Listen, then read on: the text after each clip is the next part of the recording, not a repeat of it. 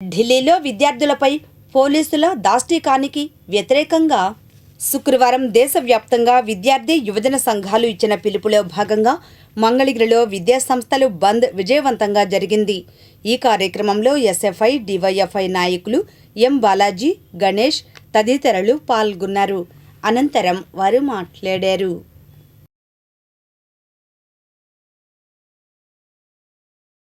ఏదైతే కేంద్ర ప్రభుత్వం నిర్వహిస్తున్నటువంటి విద్యార్థి యువకుల వ్యతిరేక కార్యక్రమాలు ఇది చాలా దుర్మార్గంగా మారింది.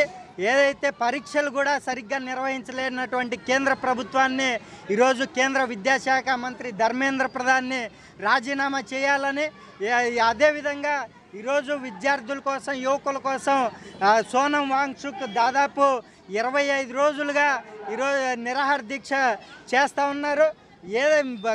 విద్యార్థులు న్యాయంగా అడుగుతున్నటువంటి డిమాండ్స్ ఏంటి? ఈ దేశంలో ఏదైతే పేపర్ లీకేజీల వ్యవస్థ ఇది ఒక పెద్ద కుంభకోణంగా మారింది. విద్యార్థుల భవిష్యత్తును నాశనం చేస్తూ ఉంది. దాన్ని అరికట్టాలి. సరిగ్గా పరీక్షలు నిర్వహించండి. పరీక్షా పేపర్ల లీకేజీల యొక్క మాఫియాన్ని అరికట్టండి అనేసి ఈరోజు జంతర్ మంతర్ వద్ద గత నెల రోజుల నుండి ధర్నాలు, పికెటింగ్లు చేస్తూ ఉంటే యువత మొత్తం ఈరోజు పోలీసుల్ని బలప్రయోగం చేసి విద్యార్థులపైన అత్యంత దారుణంగా దాడి చేస్తూ ఉంది కేంద్ర ప్రభుత్వం. దీన్ని ఈరోజు దేశంలో ఉన్నటువంటి విద్యార్థులు, తల్లిదండ్రులు, యువత క్షమించేటువంటి పరిస్థితి లేకుండా పోయింది.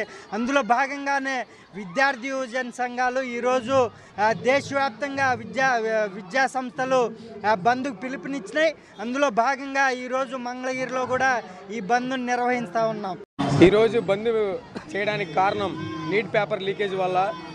అలా చేస్తే పిల్లలకి ఎంతో ఇబ్బంది కలుగుతుంది. అలాగే ఎంతోమంది చనిపోయారు.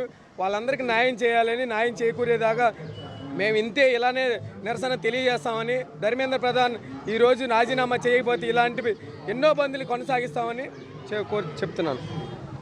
ఈరోజు దేశంలో 1 కాదు, 2 కాదు, 3 కాదు, 100 సార్లు పేపర్ లీకేజ్ జరిగింది.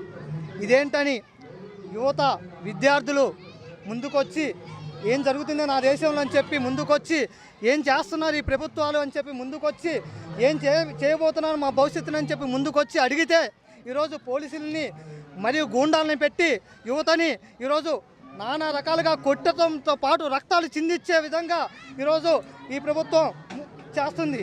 ఈ యొక్క సందర్భంగా ఈ ప్రభుత్వం కళ్ళు మూసుకొని పరిపాలిస్తుందా అని చెప్పి మేము ప్రశ్నిస్తున్నాం. మేము అనేక సార్లు అడిగాం, శాంతియుతంగానే అడిగాం.